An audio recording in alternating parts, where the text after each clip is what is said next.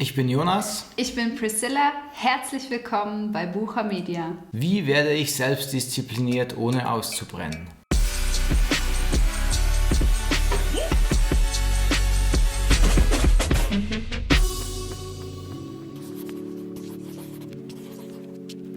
In der heutigen Folge sprechen wir darüber, warum wir keine Angst mehr vor großen Projekten haben. Wir haben gelernt... Ich habe ja hier noch die Fernbedienung. Ja, genau. Das haben wir auch gelernt.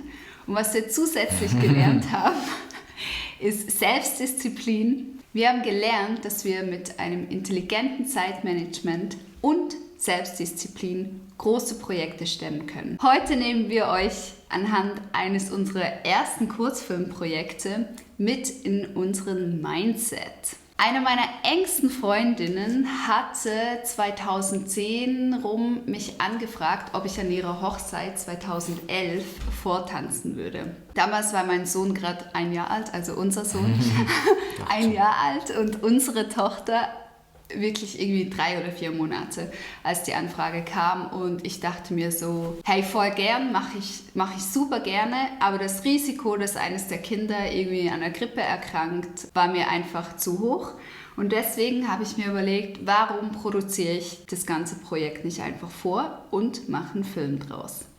Nun war es so zu dieser Zeit, ich war vor allem zu Hause bei den kleinen Kindern und Jonas war zu der Zeit Praktikant bei ProSieben. Ja, das erste Praktikum. Und deswegen war jetzt für so ein Filmprojekt, und ich hatte natürlich schon die gigantischen Ideen im Kopf, wie das aussehen soll, war unser Budget sehr begrenzt. Da möchte ich euch jetzt schon in unseren Mindset reinnehmen, was Budgetierung betrifft. Wir waren eine junge Familie, wir hatten nicht viel Geld, wir hatten zum Glück schon die Jahre vorher mega viel gelernt, was so Haushaltsbudgetierung betrifft. Wir haben zum Beispiel für alle Spalten, was hatten wir, Haushalt, Drogeriemarkt. Alles mögliche, Essen, Klamotten, Miete natürlich. Geschenke hatten wir auch. Ja, sogar Geschenke und Spenden. Also es hatte alles seinen Platz. Wir wussten genau, wie viel wir jeden Monat für was ausgeben. Wo unser Geld hingeht, genau. Und wie viel überhaupt irgendwo hingehen kann. Genau, wir waren wirklich super diszipliniert, weil wir es sein mussten, weil wir einfach super wenig Geld zur Verfügung hatten. Gut, also wir hatten dieses Kreativprojekt, Jonas und ich waren beide einverstanden, das müssen wir machen. Wir wollen da ein großzügiges Geschenk machen, und wenn wir den Aufwand schon stemmen, einen Film zu produzieren, dann soll er richtig schön werden. Das heißt, wir hatten so eine Hohlkehle. Eine weiße Hohlkehle, also dass es quasi ins Unendliche weiß geht. Dass man halt nicht sieht, wo der Boden aufhört, wo die Wand anfängt, sodass es so eine unendliche Tiefe gibt. Gut, dann haben wir was ausgerechnet, einen halben Tag das zu mieten. Wir haben gesagt, okay, wo können wir in unserer Budgetierung noch mega reduzieren, dass wir uns das leisten können. Wir haben gemerkt, gut, das reicht noch nicht vom Geld her. Dann habe ich mir überlegt, okay, wie kann ich Geld regenerieren? Generieren. Generieren. Ja, Geld regenerieren wäre auch geil. Ich habe dann einen Flohmarkt veranstaltet bei mir zu Hause, und zwar habe ich einen Kleiderverkauf veranstaltet. Ich habe das groß auf Facebook als öffentliche Veranstaltung gemacht. Dann habe ich natürlich Kleider ausgemistet und verkauft, aber ich habe andere Mädels animiert, bei mir zu verkaufen. Das heißt, eine Standsgebühr zu kaufen. Genau, ich habe eine Standgebühr verlangt, damit die auch ihre Klamotten verkaufen können. Ich habe Muffins gebacken, ich habe wirklich irgendwie jeden Tag irgendeinen geilen Post gemacht von einem Kleidungsstück. Ich habe einen richtigen Hype erzeugt, sodass an diesem Tag uns die Bude eingerammt wurde, und wir haben damals in der 2,5-Zimmer-Wohnung gelebt, und ich hatte irgendwie 8 oder 10 Stände zusätzlich vermietet, und also da kamen Leute, die habe ich noch nie gesehen. Anyway, der Punkt, worauf ich hinaus möchte, am Schluss hat die ganze Finanzierung für diesen Film geklappt. Wir hatten das Geld zusammen und wir konnten starten. Ja, natürlich vor allem dank unseren Freunden, die einfach natürlich auch mitgemacht haben an diesem Geschenk, genau. Und natürlich gratis natürlich mitgemacht haben. Genau, wir hatten die Protagonisten waren Freunde, Make-up-Artist, eine super tolle Freundin von uns, die wieder mal ein geniales Make-up gemacht hat und Freunde, die hinter der Kamera standen. Ja, ein Fotograf, weil da wurden auch noch mit Fotos gearbeitet in dem Film. Genau. Eine Begegnung, die ich hier auch noch erzählen möchte, was mich mega geprägt hat und was uns beide so einen neuen Zugang gegeben hat mit dem Umgang von Menschen und ihren Visionen. Natürlich wollte ich einen Tanzpartner haben in diesem Film und er sollte gut sein. Also habe ich den Besten angefragt. Zu der Zeit war das ein Tanzlehrer von mir und das war ein international bekannter Tänzer. Und ich war super nervös. Also ging ich hin, habe ihm das Projekt vorgestellt und dachte so, ja, natürlich sagt er nein. Ich meine, der hat doch keine Zeit für so ein Popelprojekt. Und er hat dann gemeint, ja, ich gebe dir Privatstunden und ich werde am Dreh dabei sein. Und ich verlange für die Drehzeiten nichts. Und ich war so, oh, was? Okay, warum machst du das? Und da meinte er, und das werde ich nie mehr vergessen, wenn ich Menschen sehe, die eine Vision haben und diese auch umsetzen, dann möchte ich diese Person unterstützen.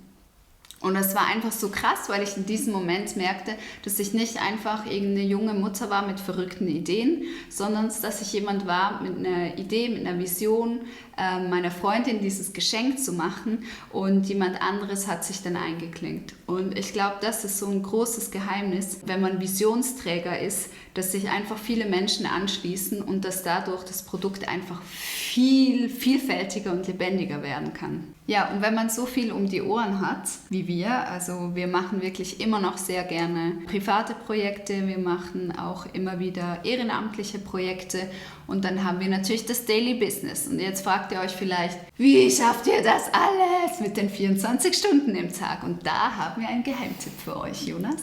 Ja, der Geheimtipp ist, wir machen Mittagsschlaf. Ja, tatsächlich. Also ich habe jetzt gerade ein Buch gelesen, vielleicht stellen wir euch das auch noch in der nächsten Folge irgendwann vor, weil es wirklich ein geniales Buch ist. Und da habe ich gelesen, wie das Bill Gates und Branson und Garry Kasparov und Churchill genau machen. Und da habe ich uns quasi wiedergefunden und dachte, das ist schon mal was wir von Anfang an richtig gemacht haben. Und zwar eben diese Ruhephasen. Und da wollte ich euch gerne was vorlesen, ein Zitat aus diesem Buch. Das Zitat ist von Churchill.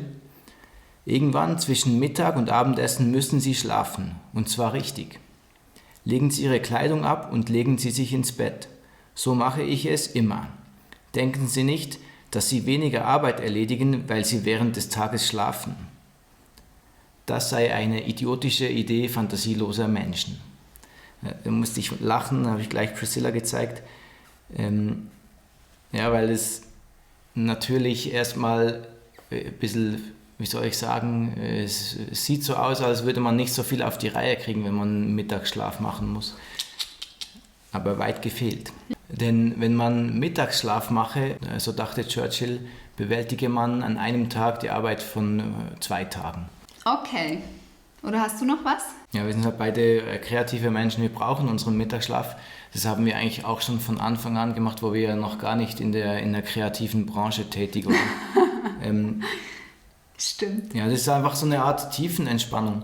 Und was wir auch machen, ist ein autogenes Training. Das habe ich auch in diesem Buch gelesen, was wir euch vielleicht mal vorstellen. Das klingt vielleicht jetzt für den ersten Augenblick ein bisschen komisch, autogenes Training, es geht in Richtung Selbsthypnose, aber es ist wirklich so eine Tiefenentspannung, dauert ungefähr 20 Minuten und danach ist man eigentlich wie ein neuer Mensch, eine neue Energie. Definitiv. Und kann wieder Sachen anpacken. Und ich habe für mich auch oft gemerkt, wenn ich müde bin, dann bin ich auch automatisch weniger motiviert. Wenn ich ausgeschlafen bin, dann, ja, so wie beim Zaubertrank bei Asterix und Obelix, dann fühle ich mich, als könnte ich Bäume ausreißen und als wäre kein Projekt so, dass wir es nicht hinkriegen. Und jetzt mal abgesehen von Schlaf, einem guten Zeitmanagement, einer großen Vision ist noch eine Sache wichtig. Großartige Dinge werden erst dadurch real, indem man sie umsetzt. Aussagen wie, ich habe gar keine Zeit oder ich habe gar nicht genügend Geld oder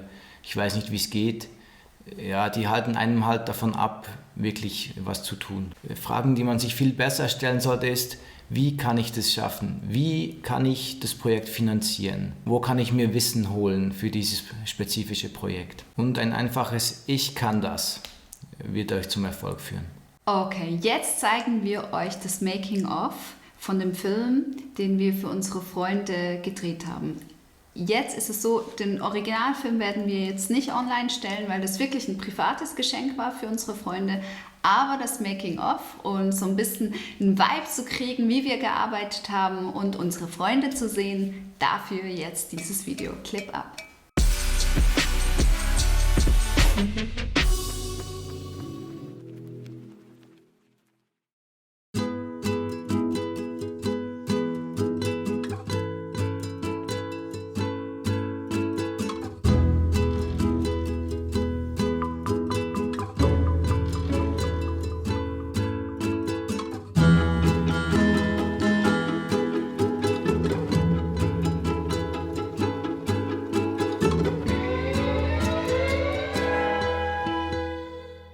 Okay. Geht?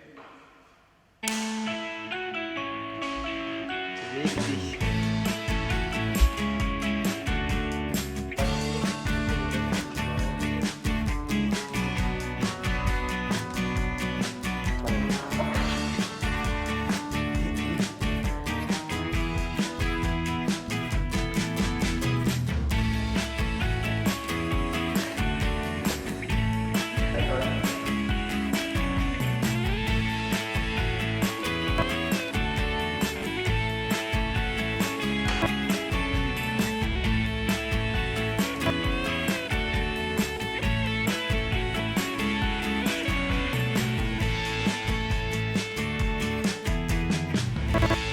Danke.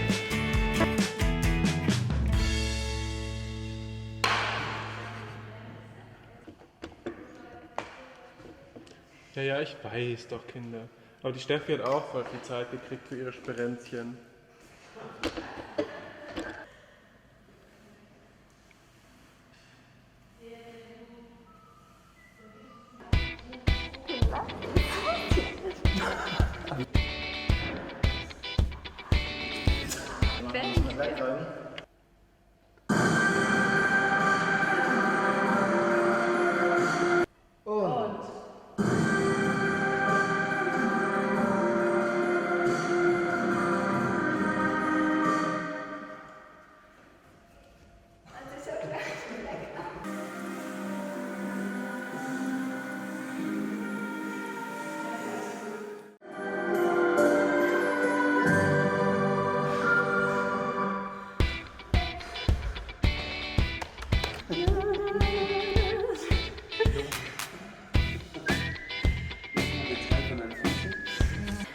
Willst du jetzt wirklich meine Füße sehen?